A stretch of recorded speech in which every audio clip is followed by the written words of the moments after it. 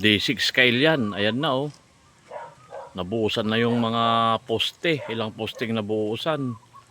Ang hindi na lang ay kwan na lang. Dalawa. Ayan kail yan oh. Ang bilis, nakatayo na siya oh. Ayan, ito na lang kail yan bukas. Isa. Ayan, sa gilid. Yan.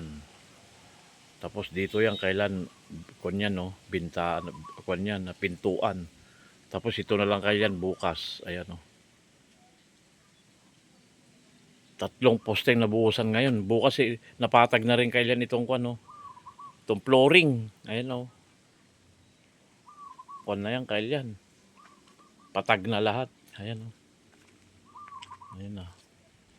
Ayan, may bintana yan. Bintana rin yan. Bintana. Tapos ito kailan yung pintuan. Ayan oh. Ang bilis. D6 tayo. Bahe serye. Ayan na siya oh. Pakita natin sa side, sa gilid.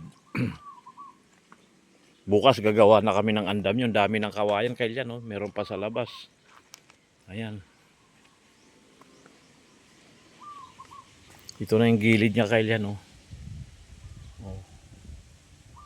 Ayan. Ito bagong buhos yan.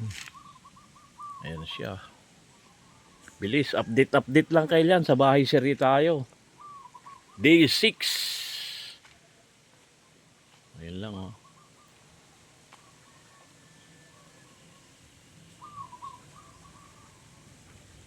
Bukas malalagay ng andamyo. Tapos mag-aasinta. Ayan oh. Tapos ito naman sa gilid. Mac, nandiyan ka ba? CR, ayan oh. Yan, dito na lang kailan. Salamat sa panonood. I love you all.